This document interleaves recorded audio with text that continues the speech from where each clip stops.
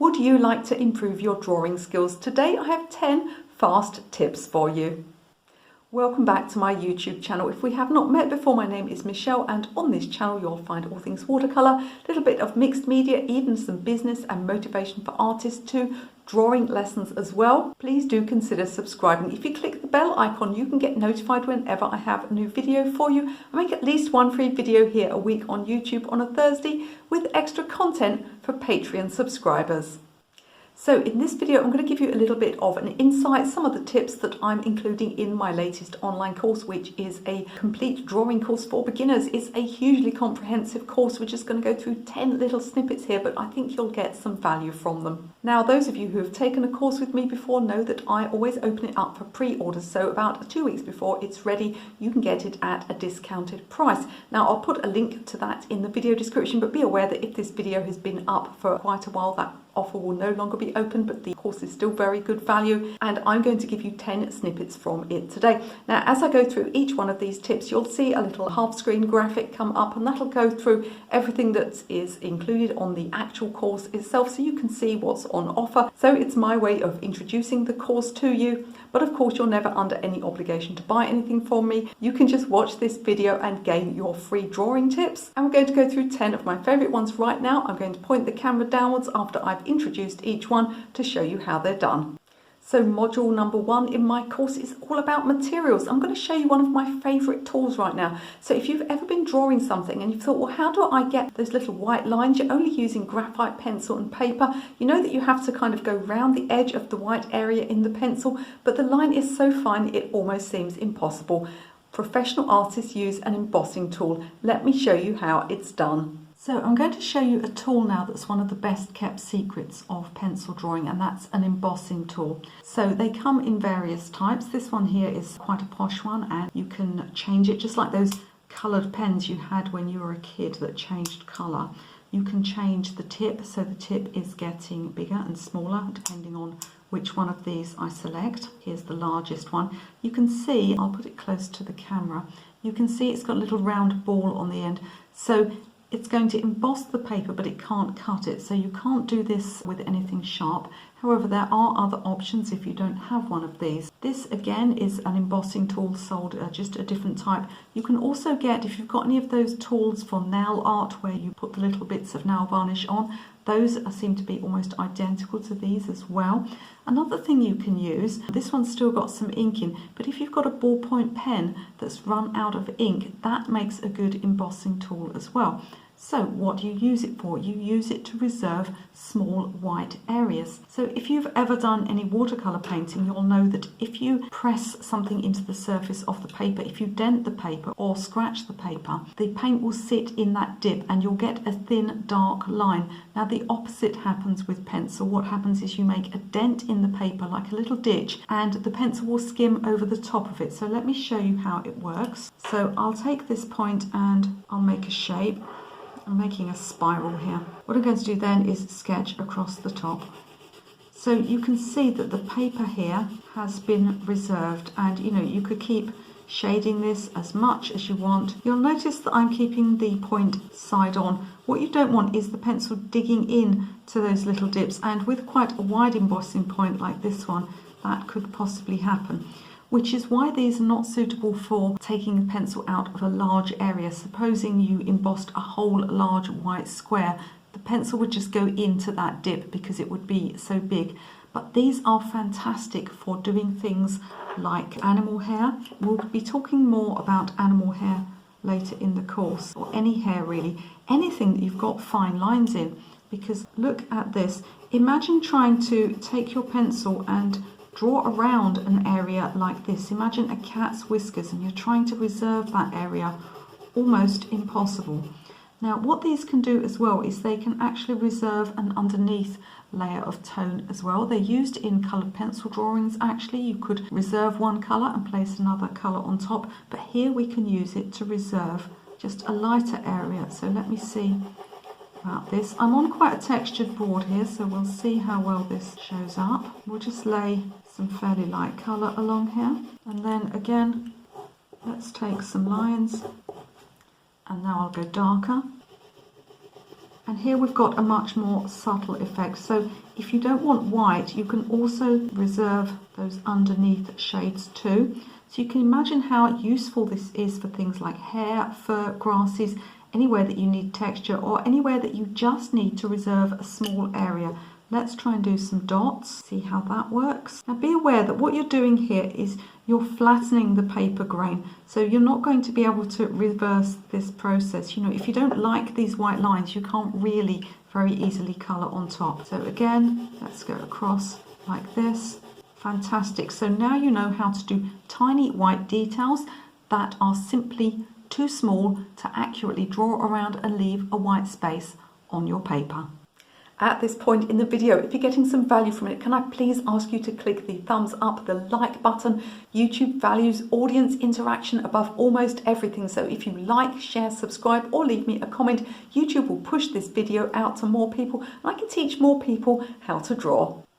Module 2 is all about scaling up your work. In other words, getting the thing that you're drawing onto your paper with the correct proportions. If you're working from a photograph, what you want to make sure is that you're actually working on paper that's of the same proportions as your photo. But how do you do that accurately? I've got a trick for you. It works every single time. You can scale up your photograph to any size and all you need is a ruler. So here I've got a photograph. Now, if I wanted to transfer this onto my paper by eye, I could sort of find a point. I could think, well, you know, this line of grass here is between third and halfway up. I might find the center point of the picture, something like that, and try and put that across onto my paper.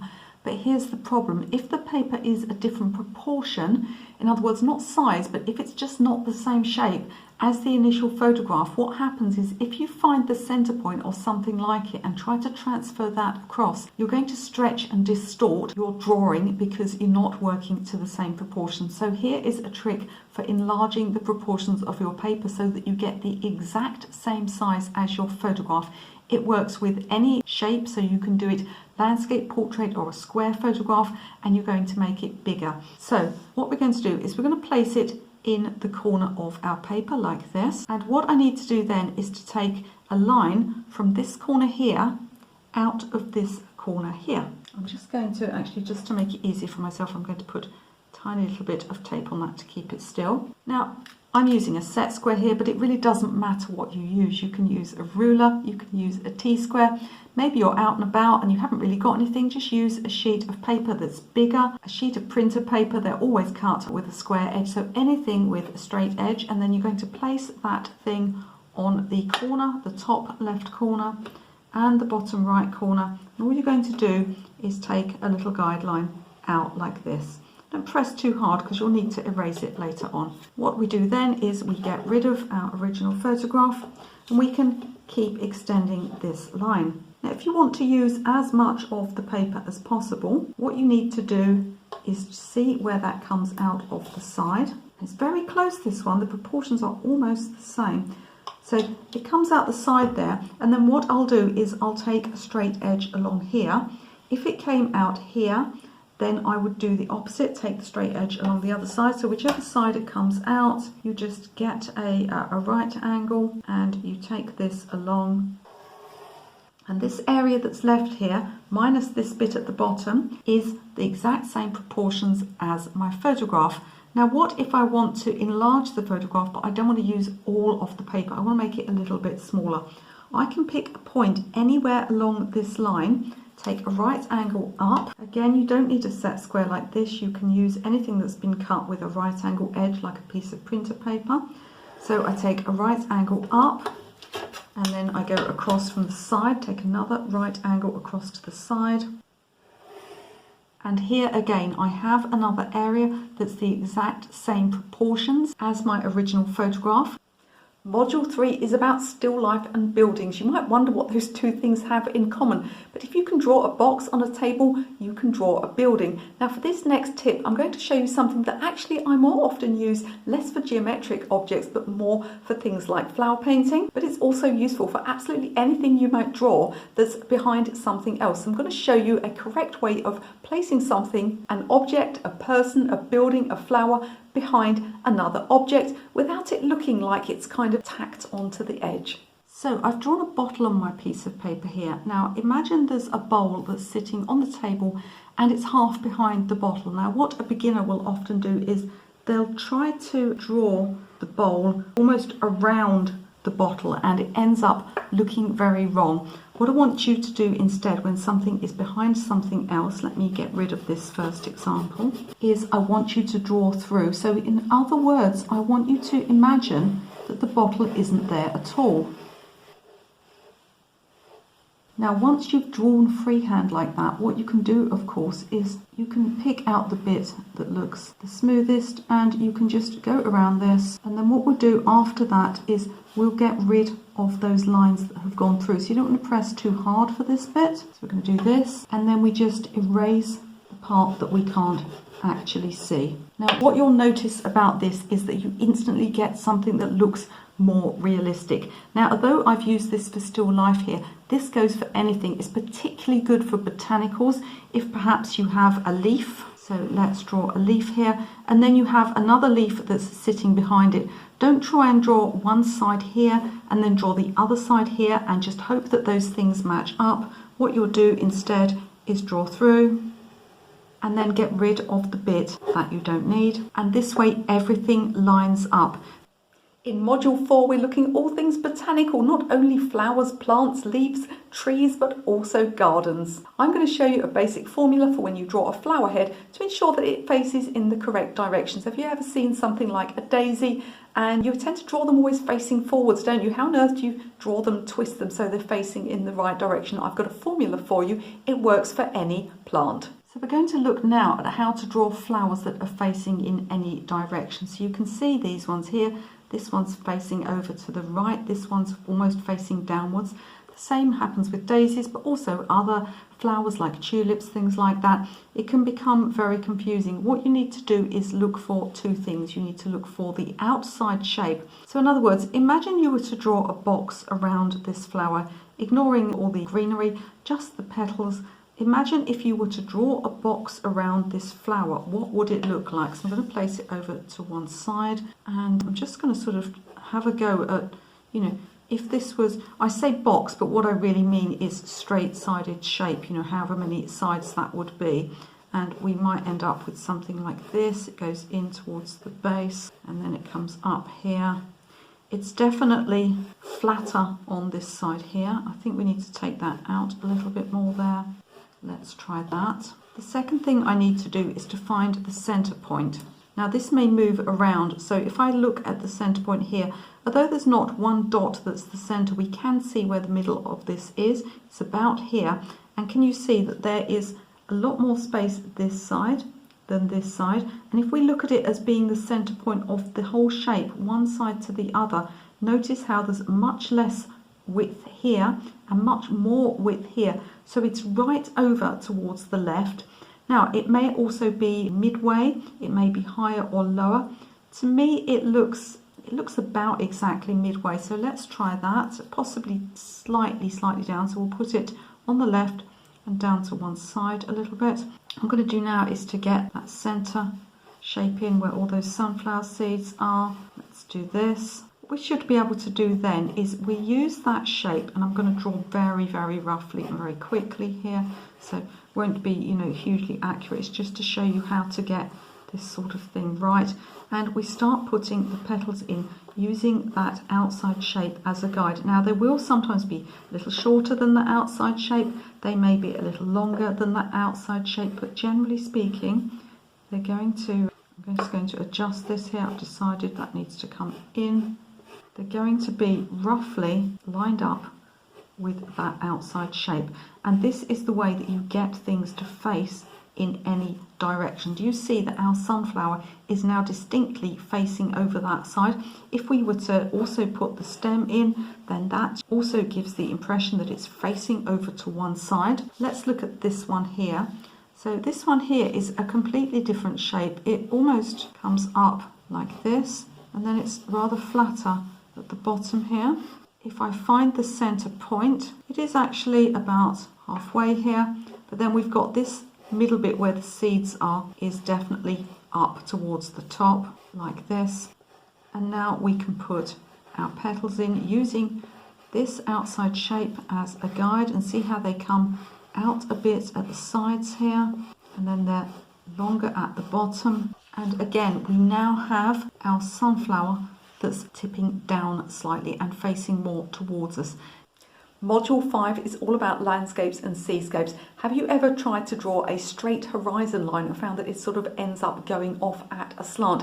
And yet, if you use a ruler or a set square, it just doesn't look natural, does it? Looks far too straight. I'm going to show you a method of drawing a flat horizon line, or indeed drawing any straight line, so that it still looks hand-drawn, but it's accurate and straight. So let's look at the idea of finding a straight line within a painting or horizon line and still making it look hand drawn. Now, if I were to draw along the edge of this ruler, this set square, what would happen was I would get a very unnatural looking line. I don't recommend you do draw along rulers in your work, because you're actually making a rod for your own back, because you're introducing a perfect line and then everything else is going to look slightly out. What I'm going to do instead, in order to get my straight line, is I'm going to just make some little marks. I'm going to make some little dots here. I'm using this as a horizon line, so I've leveled it up so it's square.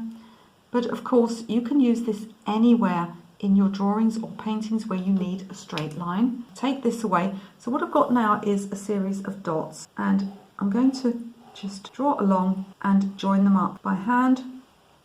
What I've got now is a line that looks hand drawn and yet is perfectly straight, with of course those tiny variations that make it look like it hasn't been drawn along a ruler.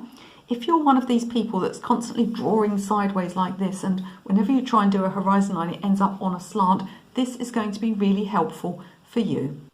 Module 6 is all about faces and figures. Have you tried to draw somebody's lips and found that they just end up completely the wrong shape? The trick is to start from the center line, whether that's a closed mouth or an open mouth. Once you've got the center line correct, everything else is easy. Let me show you how it's done. So I've got a couple of black and white pictures here, ladies of the silver screen, shall we say.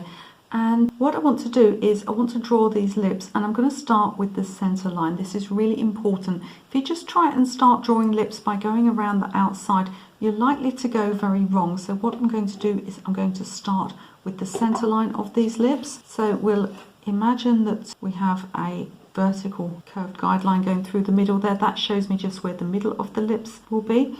And then I'm just going to look literally at the shape of the line in the middle. So what I'm drawing is this part here, this middle line, not the outside of the lips, because if I can get this shape correct, then this is going to inform everything else about the shape of the lips. And these lips curve downwards, and because she's on the side as well, there's a little bit more on the right than the left. Now once I've got that center line right, it's really easy for me just to get the outside of the lips in correctly, and we can start looking at, you know, how straight or how curved they are. Now she has actually taken her lipstick further out than the natural line of her lips, which is why there's a little bit of a sort of a square edge on this. That's just makeup. People's lips don't naturally do that. She's got those beautiful lips and she's making them look even bigger, and from there we can just adjust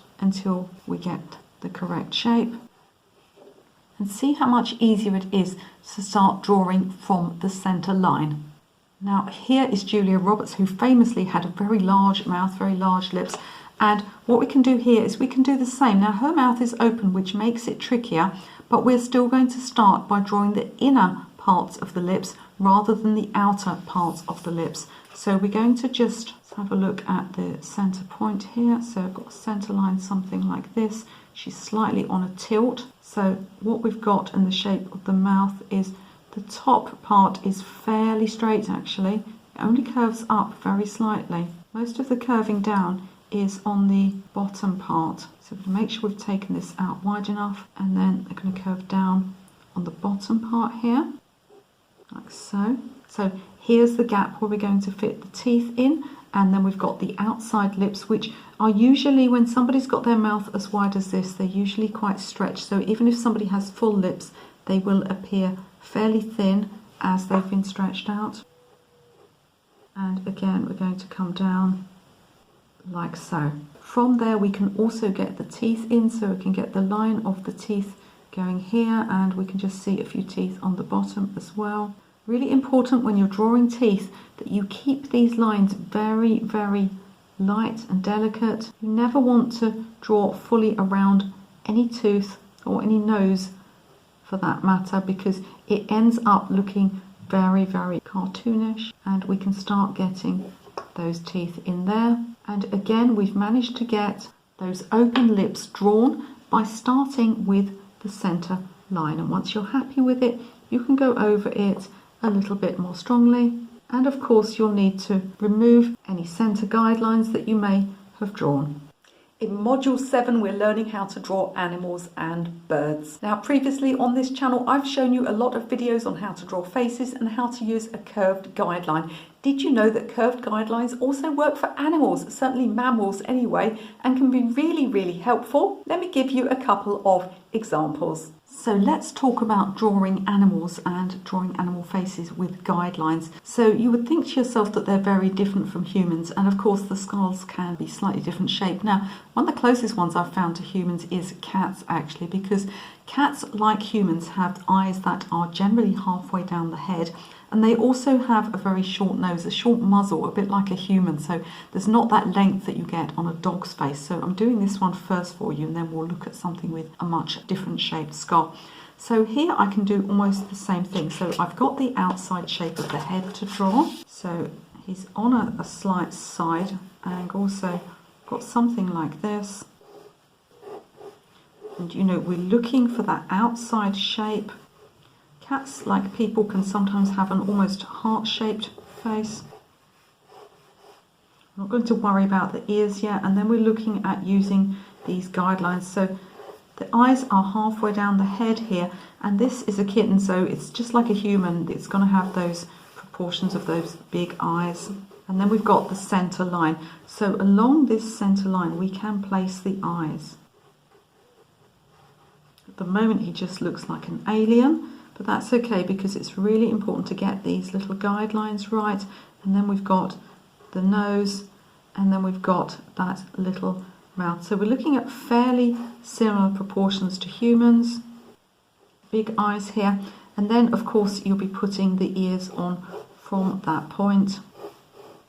You always want to look at the underlying shape of the head before you put things like ears, hair, manes on, things like that, because the underlying shape is the most important thing. And here we've got our cat shape appearing. So let's look at guidelines for something with a different shaped head. So here we've got a horse. Obviously they have a skull that's a completely different shape, and they have a much longer muzzle. However, we can see the outside shape of the horse's head. We can see the center line. Do you see this groove running down the middle of the nose? And it's over to one side, isn't it? Because the horse is looking over to one side. And then we've got the eyes here that are looking down, and we can see that sort of bony shape of the skull there. So we're going to use the same method for drawing a horse. It's just going to have different proportions. So again, I'm going to look here at getting the shape of the outside shape of the head right, and we're looking at something like this, you know. And even if this was something with an even longer face like an elephant, it's still possible to use this method. So we've got the outside shape of the head, and then we're going to look for that center line, which in this case seems to sort of curve a bit like this. And then we can actually put the eyes on a guideline, and because it's looking down, we're going to curve that guideline downwards like so. You can only see a little bit of the far eye, but that's going to enable us to start placing the features. Now, horses are tricky to draw. We would have to spend some time making sure that we had got this correct.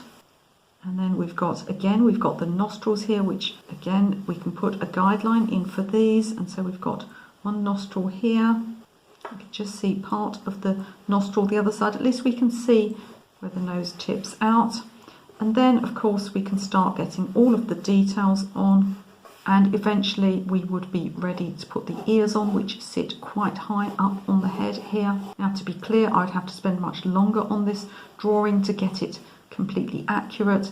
But I just want to show you how you can use those guidelines in order to draw absolutely anything, whether it be person or cat, kitten even, or a horse.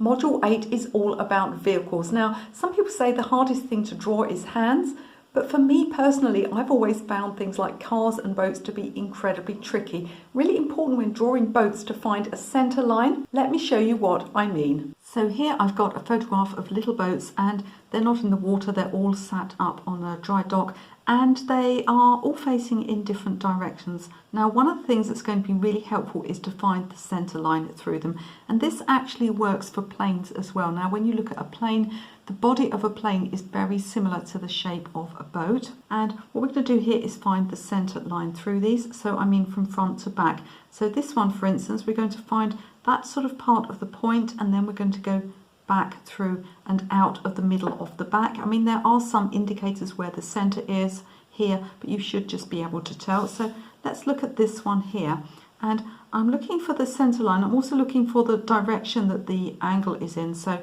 if we take an angle here through the boat, you can see it's not upright, it's over to one side. So we can sort of transfer that across and make a light impression of where that might be.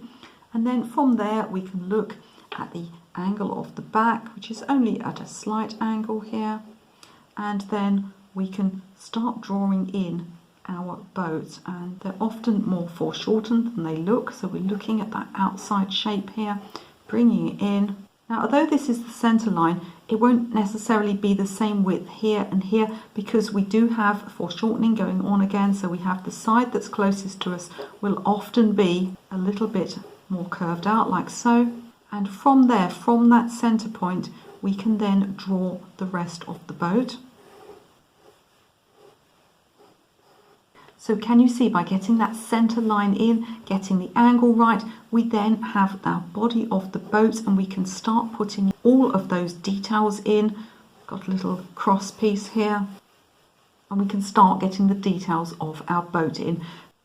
For Module 9, we are going to learn how to draw hands, and also we're going to learn about getting text on your paper. So if you have an area in your painting, whether you're doing some kind of craft design or whether you've just got a painting that's got something like a road sign in, just some kind of lettering, I'm going to show you a few tricks for getting that lettering evenly spaced on your paper, not only by hand but also by using some tracing methods. Now, most of you that have watched me for a while know that I don't advocate for doing too much tracing in fine art because it dampens your drawing skills. You should learn to do this stuff by eye, but I also worked for a time as a commercial illustrator. I did it alongside my fine artwork, and there are times when you need to get text very accurately on your paper. What you need is a product called tracedown paper. It's very cheap. No, I don't have shares in the company, but I am going to show you how to use it.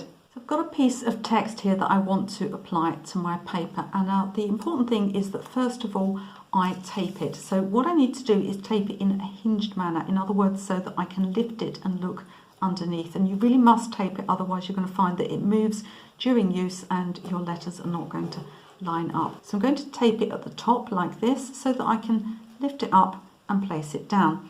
I've changed pencil now, so I've actually got an old HB pencil, and I just need something that's really quite firm. You could also use an embossing tool. I've got a sheet of tracedown paper. This one's been used quite a lot. Let's hope there's enough graphite on it. And on the other side, it has graphite. It's quite important when you use tracedown paper, especially with a new sheet, that you try not to lean on it too much, because some of it is always transferred across to your paper. But as long as you haven't leant too hard on it, it should easily lift up. What I'm going to do now is lift this up and place the tracedown paper underneath. And all I'm going to do now is go around my letters with my pencil, pressing quite hard. Now, do be aware that tracedown paper does have its limitations. Of course, you can't enlarge things with it unless you enlarge the source material first. In other words, unless I had scanned this little piece of text into my computer and enlarged it and printed it out, I'll always be on the same size when I use the tracedown paper. The other thing to consider is that you can't do anything that's got perspective on it. So if I was doing a road sign, for example, and it was side on in my picture, and the letters got smaller and foreshortened, etc., as they went away from me, then this would not help me either, unless I was actually working from a photograph where the same thing was in action. So in other words, what I'm saying is that if you have a road sign or something like that that's got text on, don't print out flat text on your computer and then trace it on, ignoring perspective, because that's not going to work. However, if you've got flat perspective and perhaps it's a design feature that you need, you'll be able to use this trace down paper to accurately transfer across. So let's see how we're doing. So what we're doing here is, say I had missed a little bit. If I've missed a little bit, I'll be able to see now, or if the paper's not working properly. There we are, it's working beautifully. So this is going to transfer my letters across to the surface I'm working on. But as I said, be aware of that flat perspective. Don't print something off with flat perspective if you're doing something fine art and it is on a curved surface or on a surface that is facing slightly at an angle to you. Module 10 is all about texture, so not only texture of rough things like brick walls perhaps, but also texture of things like fur and hair and grass. And sometimes you just need a rough area of texture generally. Now remember, when you were a kid, you might have done those brass rubbings where you sort of scrubbed across your paper. You can actually use that in your drawing practice too. Luckily, drawing paper is thin enough that you can put something underneath. You may have done this accidentally with a drawing board, perhaps a rough drawing board, and found that the texture transfers onto your paper. So let's look at some ways of using this method to get texture in our drawings. So something that's often overlooked when getting texture on paper is the surface that's underneath. So I'm on a drawing board here, and that in itself may give me some kind of texture. This one's a fairly smooth drawing board.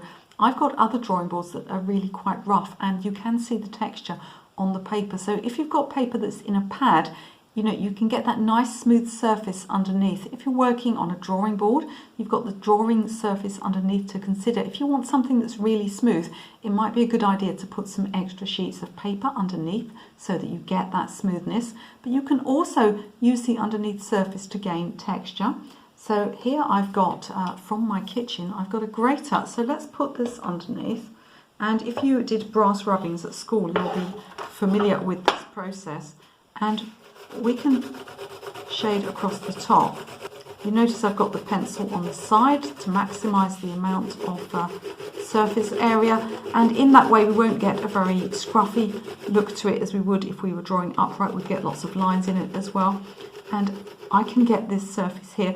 You have to consider what you're drawing, of course. If you've got perspective on something, you're going to find that this may be too regular and too even. But look at that, it looks like rivets on metal, doesn't it? I mean, even if you just had one thing underneath, something like a washer or a nut, something like that. I don't mean the sort of nut that you eat, I mean the sort that's made of metal. Something like that could give a fantastic effect. You can get things like netting. I've got here, it's quite a subtle texture, but I've got here a piece of lino, and this was previously used for lino carving. It just happens to have this kind of Hessian backing on it.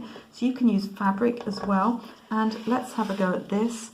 I think we'll find that this will show up a bit less, but we're still going to get, there we are. If I press hard, we've still got a texture coming through. So it's just another thing to consider, another little technique that you can keep in your range of techniques for using to gain texture on your drawings. So do let me know in the comments if any of these tips were new to you, if you found any of them particularly useful, or perhaps you have some of your own drawing tips to share with us. And before you leave this video, don't forget to have a look in the video description. I've got all sorts of offers and free things that you can download there. I've got free downloadable PDFs. I've also got a free course you can take, and there are details of my Facebook group, my Patreon, and of course all of my online courses, including the upcoming drawing course. If you would like to watch another video about drawing, you can do that right now.